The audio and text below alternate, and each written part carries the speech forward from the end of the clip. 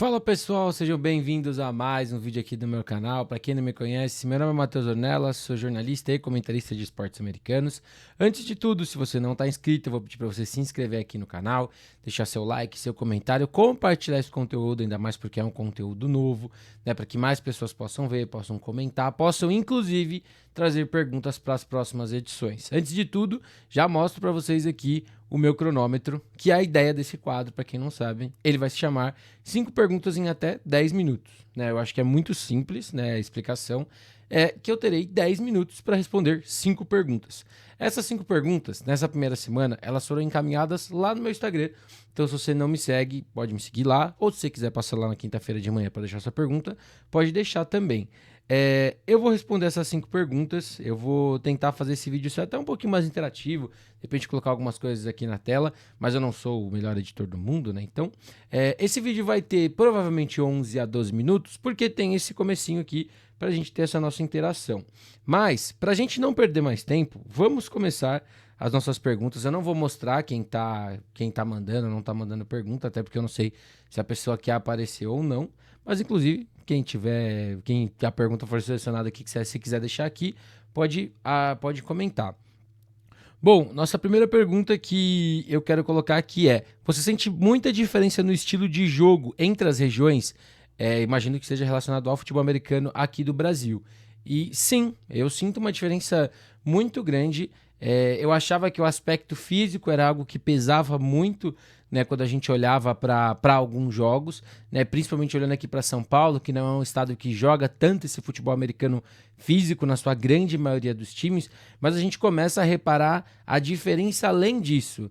Né, a gente consegue ver alguns estados que gostam mais de passar a bola, alguns que são mais conservadores nesse aspecto, alguns que fazem valer muito do seu jogo físico, né? Eu olho muito para o sul e a gente vê isso da grande maioria dos times, né? Times que tentam se impor fisicamente no seu jogo, né? Até estilos de jogos mais rápidos, né? Eu acho que quando a gente para olhar os jogos no Nordeste, eu vejo muitos times que têm muita velocidade no seu jogo, né? A equipe do Spectros, Cavalaria é um time que se destaca muito pela sua velocidade dos seus recebedores, né? A equipe do Mariners com uma defesa muito rápida, e a gente tem sim uma diferença dos estados, e isso é uma coisa que até dificulta a nossa avaliação quando a gente começa a ter o Brasileirão, quando a gente começa a ter BFA, ou quando a gente tem qualquer tipo de jogo que seja interestadual, né? Mas sim, eu vejo uma diferença muito grande de estado para estado, né? Bom, vamos para a nossa segunda pergunta.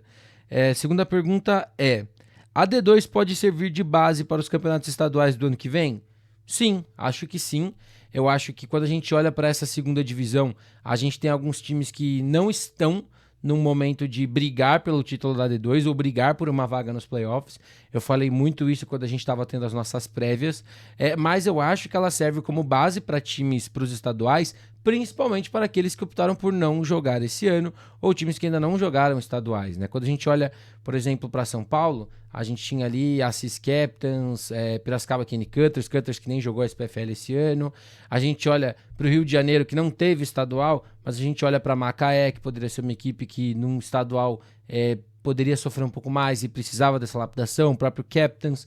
Quando a gente olha para o Sul, eu acho que também a gente consegue enxergar alguns ali, né? O Criciúma Iron Tigers, que nunca jogou estadual. Claro que isso não depende só dos times, depende também dos campeonatos acontecerem. A gente sabe que pós-pandemia, muitos times não tiveram estaduais, né? Ou os estados não deram a devida importância para que isso acontecesse, mas para mim sim, é um grande teste também, até para o time entender a sua realidade nos próximos anos, né? E até o que pode melhorar ou não dentro do seu planejamento, né? Para o primeiro semestre de 2024.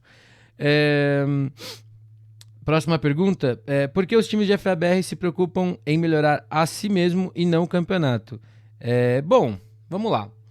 Eu acho que existe um motivo muito lógico, que não é exclusividade do FABR, que é todo mundo olhar primeiro para o seu umbigo, né? Eu acho que a gente não está falando de uma coisa tão anormal, né? Porque, sei lá, parece uma coisa natural da sociedade, né? Você olhar para você antes de você olhar para o todo.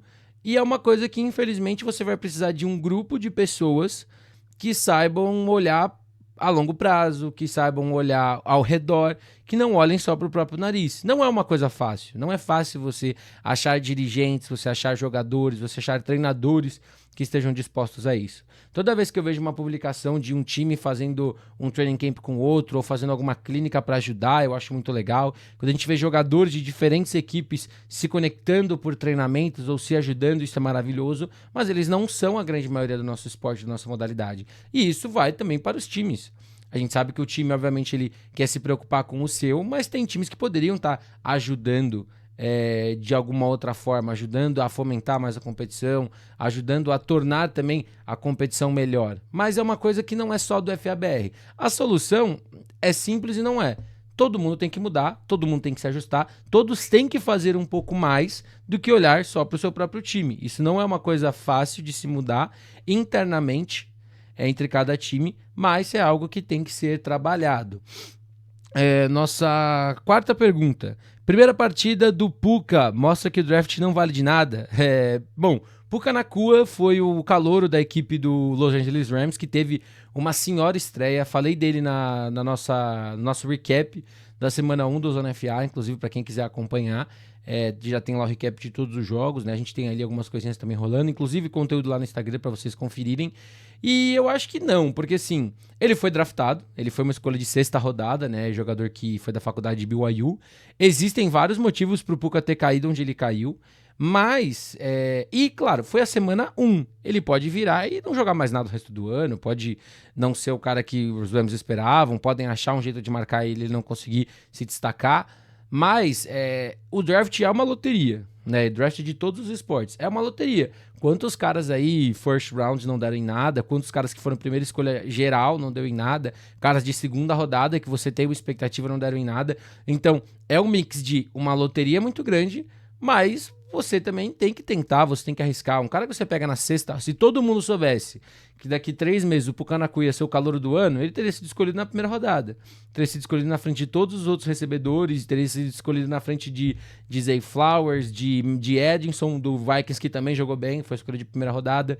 Então, o draft tem muito valor, porque você consegue achar esses caras, e eu até comentei no post do On The Clock, é a prova de que aqueles eventos que acontecem pré-draft são muito importantes para caras de escolas que ninguém tá olhando, como o BYU. O Puka foi um destaque no Senior Bowl, né? Não na partida, mas nos drills, conseguiu aparecer, mostrou seu valor, tinha um histórico de lesões que derrubou ele muito no draft, mas os Rams apostaram nele na 6ª rodada, e nessa semana 1 ele foi um grande destaque. Então, o draft é uma loteria, mas tem muita coisa que faz um time escolher ou não um jogador. Nossa última pergunta, fechar com uma boa de FABR. Caravita versus Howard pelo quarterback 1 do Galo. Bom, para quem não viu, né, a equipe do Galo Futebol Americano anunciou o Howard, né, Christopher Howard, se eu não estiver enganado, como a última contratação, talvez, do time agora nessa temporada. Quarterback, né, que teve passagem já por alguns times na Europa, teve uma carreira universitária onde ele rodou bastante, né, passou por Alabama, né, ele foi walk-on, né, foi quarterback de scout team, essas coisas, mas teve dentro do ambiente, né, que a gente tá falando, que é a Alabama. E o Caravita finalmente não, né? Mas teve o seu primeiro grande jogo, na minha opinião, contra o Vasco, e o que foi um timing ainda pior. Minha opinião, eu acho que eu entendo o motivo, né? O Galo ano passado jogou muitos jogos, esse ano, por jogar Brasileirão em BFA, está se colocando nesse risco de novo de lesões, de jogadores machucarem e tudo mais. Então a equipe está trazendo um cara para que não aconteça o que aconteceu com o Aguinaga, que se lesionou ano passado, e ele teve que jogar machucado porque o time não tinha um QB reserva que confiasse. Agora a grande questão é, esse cara vem para ser o reserva ou para ser o titular? Porque o Caravita é um menino muito novo e é um cara que ele pode ser o quarterback da sua franquia por muitos anos. Eu vejo muito disso no Caravita. É um cara muito confiável, é um cara que tem um braço muito bom e tem muito chão ainda para você conseguir melhorar os problemas do jogo dele. Então, a sua solução vai ser trazer esse cara que vai ser titular esse ano e o Caravita vai voltar a ser um reserva de luxo, como ele era do Cold, ou você quer trazer esse cara para compor o elenco e o Caravita ser realmente o cara que vai comandar as tropas. Considerando que quarterback tem sintonia com receiver, o Caravita começou ele teve um grande jogo. eu, pra mim, deixaria o Caravita em primeiro. Claro que não é o normal, porque você traz um cara americano, você tá gastando uma grana boa pra trazer esse cara, você tem que pôr pra jogar. Mas o Galo tem que pensar no futuro. Então, é uma discussão muito complicada que não vai passar por, não sou eu que vai decidir, mas eu achei um timing não tão ideal. Já deveria ter vindo junto com o Caravita para que eles pudessem ter repetições juntos com os receivers ao mesmo tempo, para que até uma disputa pudesse ser mais justa, honesta e aberta para os dois, né? Mas vamos ver como que o Galo vai lidar com essa situação dos seus quarterbacks. Bom, gente, tá com 10h25 aqui.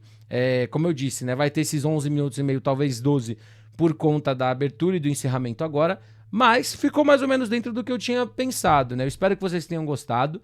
Antes de tudo, se inscrevam no canal, deixem seus likes, deixem seus comentários. Eu vou ver se no YouTube tem alguma ferramenta para abrir uma caixa de perguntas aqui, eu acho que não tem, mas se tiver, a gente pode fazer isso. Me sigam lá no Instagram, que é onde eu vou soltar a caixinha toda quinta-feira. A ideia desse vídeo é ser postado preferencialmente na quinta-feira à noite ou na sexta-feira pela manhã. Então é o timing para que esse vídeo esteja no ar. É isso. Obrigado e até a próxima.